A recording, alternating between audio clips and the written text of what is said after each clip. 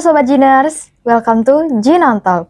Ngobrol asik seputar kesehatan wanita, let's talk about women's health. Kembali lagi dengan saya Wendeling selaku host pada hari ini. Dan pada episode kali ini kita kedatangan tamu dokter muda yang luar biasa dan cantik ya, yang ada di sini, dokter muda Siti Nur Hasana.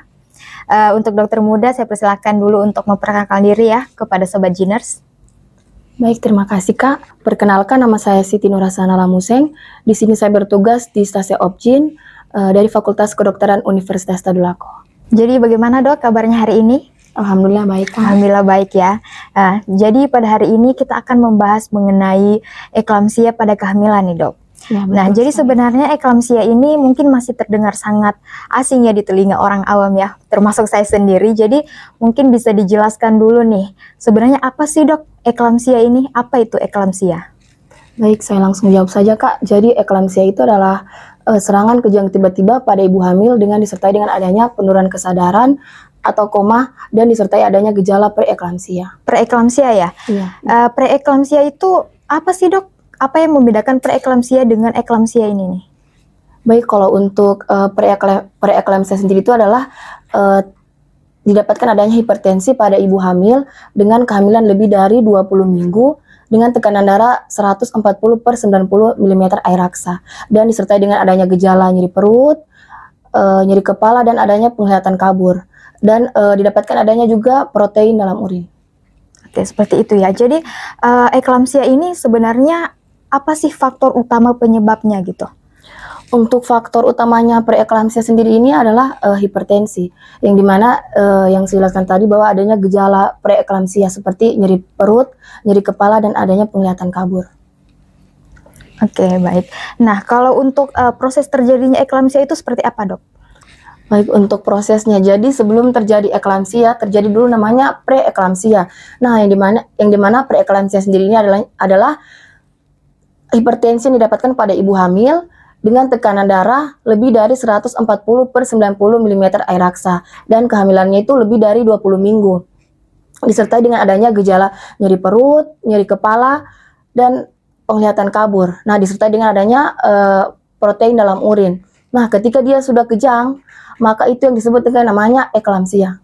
Nah, jadi sebelum terjadinya eklamsia ini, ada yang namanya preeklamsia dulu ya. Jadi preeklamsia ini terjadinya kalau ada gejala-gejala seperti nyeri perut, nyeri kepala, dan penglihatan kabur ya. Iya, betul baru sekali. terjadinya eklamsia. Ya. Nah, oke, jadi seperti itu ya, Sobat Giners.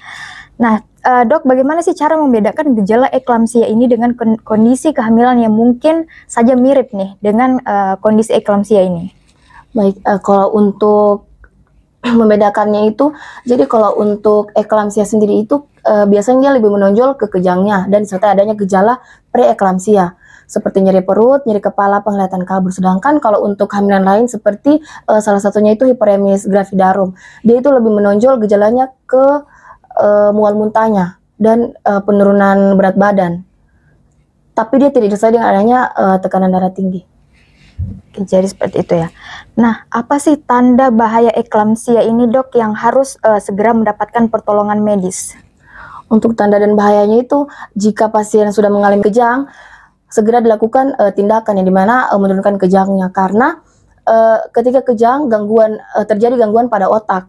Ketika terjadi gangguan pada otak, dia akan mengalami penurunan kesadaran. Nah, ketika terjadi penurunan kesadaran, dia akan menimbulkan salah satunya itu kematian. Jadi sangat berbahaya sekali ya dok ya, kalau sekali. mungkin lambat ditangani secara medis ya, eklamsia ini. Nah, karena eklamsia ini sangat berbahaya sekali, bisa nggak disebutkan apa dampaknya bagi kesehatan ibu dan juga dampaknya bagi kesehatan janin nih? Untuk dampak pada ibu itu, yang saya bilang tadi bahwa dampaknya itu mengalami penurunan kesadaran hingga menyebabkan kematian. Sedangkan untuk dampak pada janin sendiri bisa meninggal pada saat di kandungan, kemudian lahir prematur dan gangguan perkembangan pada janin.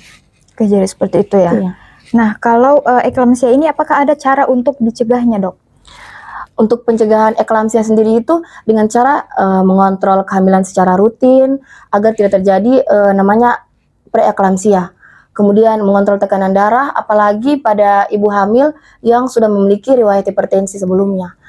Kemudian mencegah stres, pada ibu hamil, mengontrol berat badan, dan makan makanan yang sehat dan bergizi. Oke, jadi seperti itu ya cara pencegahannya dan juga pemeriksaannya mungkin ya. Oke, nah untuk eklamsia ini apakah ada pengobatan ataupun perawatan yang dilakukan khusus nih? Kalau untuk pengobatannya itu, yang pertama bisa diberikan anti kejang seperti magneum sulfat dengan pemberian 4 gram dengan sediaan 40%. Sedangkan untuk bisa juga diberikan antihipertensi seperti obat metildopa. Oke, nah untuk penutup nih dok, bisa nggak dokter kasih saran ataupun pesan-pesan untuk kepada ibu hamil dan juga keluarga mengenai eklamsia ini nih?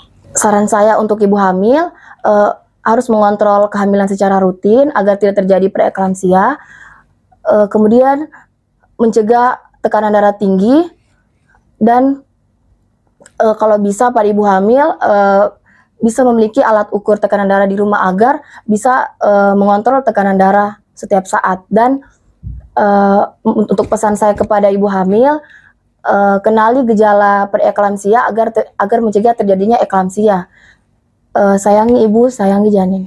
Nah baik, terima kasih banyak ya Dokter Muda Siti Nurhasana atas waktu dan juga ilmunya kepada sobat-sobat Geners, dan juga untuk orang-orang di luar sana nih yang bisa banget ilmu-ilmu yang kita bahas di sini bisa jadi untuk edukasi, untuk pesan-pesan juga kepada ibu hamil ya, terutama mengenai eklamsia ini untuk dapat dikenali gejalanya dan juga untuk bisa dicegah.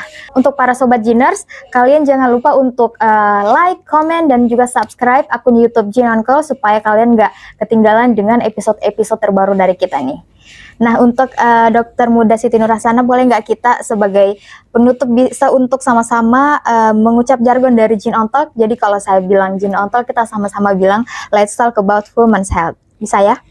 Oke.